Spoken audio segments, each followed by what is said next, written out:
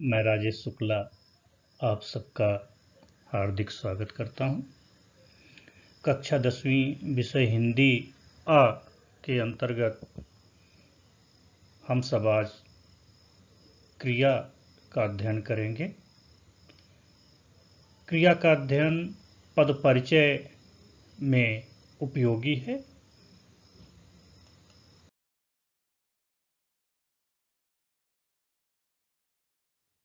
इस पाठ में पढ़ेंगे क्रिया की परिभाषा, क्रिया के भेद, कर्म के आधार पर एवं संरचना के आधार पर।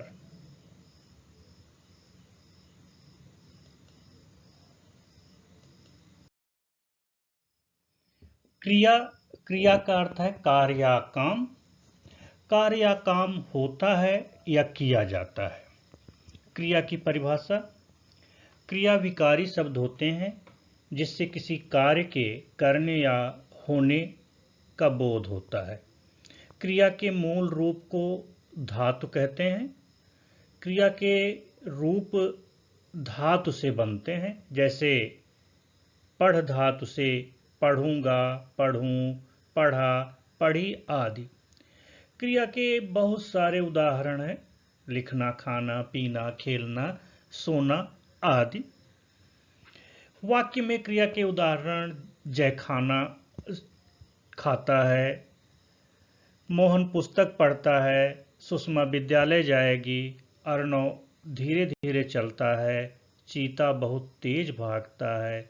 ये सब क्रिया के उदाहरण हैं। क्रिया के भेद का निर्धारण दो प्रकार से किया जाता है, कर्म के आधार पर क्रिया के भेद और रचना के आधार पर क्रिया के भेद। कर्म के आधार पर क्रिया के मुख्यतः दो भेद होते हैं, अकर्मक क्रिया और सकर्मक क्रिया।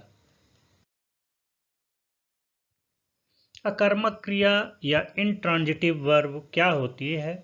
जिस क्रिया का फल कर्ता पर ही पड़ता है वह क्रिया अकर्मक होती है, अर्थात इसमें कर्म की आवश्यकता नहीं होती या कर्म का प्रयोग नहीं किया जाता है। जैसे मोहन पढ़ता है, इस वाक्य में पढ़ने का फल मोहन पर ही पड़ रहा है और कर्म का प्रयोग भी नहीं किया गया है, इसलिए यहाँ पर इस वाक्य में पढ़ता है अकर्मक क्रिया है।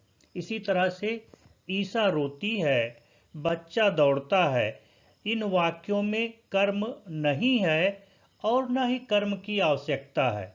ये सभी अकर्मक क्रिया के उदाहरण हैं।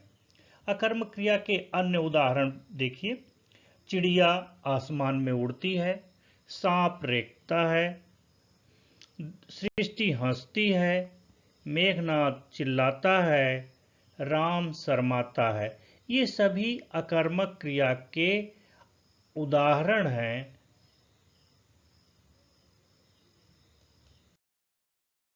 अकर्मक क्रिया के भेद, इंट्रांजिटिव वर्ब के भेद। अकर्मक क्रिया के दो भेद होते हैं, पूर्ण अकर्मक क्रियाएं। जो क्रियाएं स्वयं में पूर्ण होती हैं उन्हें पूर्ण अकर्मक क्रिया कहते हैं। इन क्रियाओं को पूरकों की आवश्यकता नहीं होती है, कर्म की आवश्यकता नहीं होती है। जैसे पंखा चल रहा है, बारिश हो रही है, गीता रो रही है, पतंग कट गई।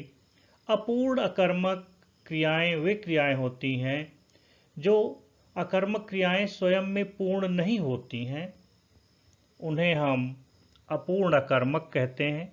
इन्हें पूरकों की आवश्यकता होती है। इनके पूरक के रूप में विशेषण का प्रयोग होता है। रमेश डॉक्टर बनेगा, सौरभ ईमानदार है आदि। सकर्मक क्रिया, सकर्मक अर्थात कर्म के साथ। जिन क्रिया के साथ कर्म जुड़े होते हैं वह क्रिया सकर्मक क्रिया कहलाती है। इन क्रियाओं का फल या प्रभाव कर्ता पर न पड़कर कर्म पर पड़ता है। जैसे मैंने काढ़ा पिया, इसमें पिया क्रिया का फल कर्ता पर न होकर कर्म काढ़ा पर है, अतः यह सकर्मक क्रिया है। सकर्मक क्रिया के कुछ और उदाहरण देखते हैं। तोता मिर्ची खाता है, माँ बर्फी बना रही है, रमा चित्र बनाती है, सुरेश दूध लाता है। सकर्मक क्रिया की पहचान कर्ता और क्रिया के मध्य क्या, किसे आदि प्रश्न करने से हो जाती है। प्रश्न का उत्तर कर्म होता है, जैसे तोता क्या खाता है, उत्तर मिलता है मिर्ची खाता है। मिर्ची ही कर्म है। सकर्मक क्रिया के भेद। सकर्मक क्रिया के दो भेद होते हैं। एक कर्मक क्रिया, अर्थात जिस क्रिया में एक ही कर्म हो तो वह एक कर्मक क्रिया कहलाती है। जैसे सुरेश पत्र लिखता है, इसमें लिखता है क्रिया का कर्म, पत्र एक ही है, अतः यह एक कर्मक क्रिया के अंतर्गत आएगा। हम इसे एक कर्मक क्रिया कहेंगे।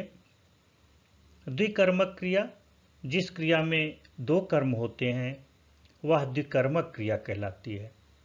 पहला कर्म सजीव होता है एवं दूसरा कर्म निर्जीव होता है, या पहले के लिए दूसरा कर्म किया जाता है। दोनों कर्मों में संबंध होता है। जैसे सुरेश सुधाकर को पत्र लिखता है। ऊपर दिए गए उदाहरण में लिखना क्रिया के दो कर्म हैं, सुधाकर एवं पत्र, अतः यह द्विकर्मक क्रिया के अंतर्गत आएगा। पहला कर्म जो व्यक्ति या जीव होता है गौण कर्म कहलाता है। दूसरा कर्म जो वस्तु या निर्जीव होता है मुख्य कर्म कहलाता है। क्रिया के भेद। संरचना के आधार पर। संरचना के आधार पर क्रिया के 5 भेद होते हैं। सामान्य क्रिया, संयुक्त क्रिया, नामधातु क्रिया, प्रेरणार्थक क्रिया और पूर्वकालिक क्रिया। आइए इन क्रियाओं को अलग अलग से इनके बारे में जान। सामान्य क्रिया मूल क्रिया या धातु में प्रत्यय लगाने से निर्मित अकेली प्रयुक्त क्रिया को सामान्य क्रिया कहते हैं। सामान्य क्रिया के उदाहरण उठना, खेलना, जाना, सोना आदि हो सकते हैं। वाक्य में प्रयुक्त केवल क्रिया को सामान्य क्रिया कहते हैं। जैसे महेश बाजार गया, उसने पढ़ा आदि। क्रिया का प्रकार है संयुक्त क्रिया। संयुक्त अर्थात जुड़ा हुआ। किसी वाक्य में जब एक से अधिक क्रियाएं मिलकर मुख्य क्रिया का कार्य करती हैं तो उसे संयुक्त क्रिया कहते हैं। अर्थात संयुक्त क्रिया किन्हीं दो क्रियाओं के मिलने से बनती है, और इसे हम ये कह सकते हैं कि संयुक्त क्रिया सामान्य क्रिया, सहायक क्रिया व अन्य क्रियाओं के सम्मिलित रूप को कहते हैं। जैसे खा लिया, चल दिया, पी लिया आदि। वाक्य में संयुक्त क्रिया के कुछ उदाहरण देखिए। ट्रेन नई दिल्ली पहुंच गई होगी, कौस्तुभ ने कार्य कर लिया होगा, वह सो गया होगा, अध्यापक ने चित्र बनाकर समझाया। ये सभी संयुक्त क्रियाओं के उदाहरण हैं। संस्कृत में आप सभी लोग धातु रूप और नाम रूप या शब्द रूप से प्रचलित होंगे। धातु शब्द मूल क्रिया के लिए प्रयोग किया जाता है, जबकि नाम शब्द संज्ञा या सर्वनाम के लिए प्रयुक्त होता है। इस प्रकार जब नाम धातु क्रिया का प्रयोग किया जाता है तो इसका अर्थ होता है मूल क्रिया के अतिरिक्त या सामान्य क्रिया के अतिरिक्त संज्ञा, सर्वनाम, विशेषण आदि से बनने वाली क्रियाएं नाम धातु क्रिया कहलाती हैं। अर्थात इन क्रिया का निर्माण संज्ञा, सर्वनाम, विशेषण आदि से किया जाता है। जैसे अपना से अपनाना, गरम से गरमाना। संज्ञा शब्दों से क्रिया बनाने के कुछ उदाहरण देखिए। लालच, लालच से ललचाना, हाथ से हथियाना, बात से बतियाना, फिल्म से फिल्माना। इसी प्रकार सर्वनाम शब्दों से क्रिया बनने के उदाहरण देखिए। अपना से अपनाना, मैं से मिमियाना। विशेषण शब्दों से क्रिया बनाने के उदाहरण गरम से गरमाना, लंगड़ा से लंगड़ाना आदि। प्रेरणार्थक क्रिया। प्रेरणार्थक अर्थात प्रेरणा के अर्थ में प्रयुक्त होने वाली क्रिया। जब वाक्य में कर्ता स्वयं क्रिया न करके क्रिया करने की प्रेरणा देता है, या दूसरे के लिए क्रिया करता है, या दूसरे के माध्यम से क्रिया करवाता है, तब वहाँ प्रेरणार्थक क्रिया होती है।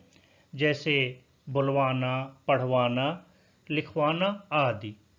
इस प्रकार से मूल क्रिया से प्रेरणार्थक क्रिया बनाने को इस तालिका से समझ सकते हैं। और प्रेरणार्थक क्रिया को दो नामों से जानते हैं, प्रथम प्रेरणार्थक और द्वितीय प्रेरणार्थक क्रिया। कुछ मूल क्रियाओं को देखिए कैसे उनके प्रेरणार्थक रूप बनते हैं। लिखना मूल क्रिया है, इसका प्रथम प्रेरणार्थक बनेगा लिखाना, द्वितीय प्रेरणार्थक बनेगा लिखवाना। इसी प्रकार से पढ़ना, पढ़ाना, पढ़वाना, सुनना, सुनाना, सुनवाना, डूबना, डुबाना, डुबवाना, चलना, चलाना, चलवाना, सोना, सुलाना, सुलवाना।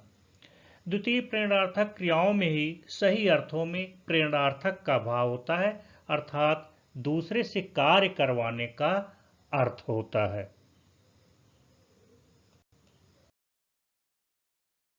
कालिक क्रिया। पूर्वकालिक अर्थात पूर्व में घटित, पूर्व में संपादित क्रिया। पूर्वकालिक का अर्थ है पहले घटित होना या पूर्ण होना।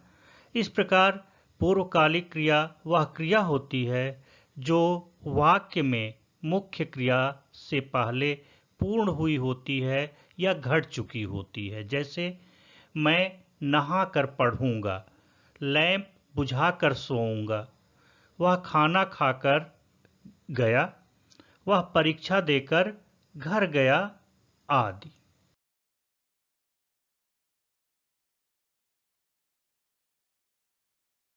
पाठ्यचर्या पूर्ण होती है। बहुत बहुत धन्यवाद।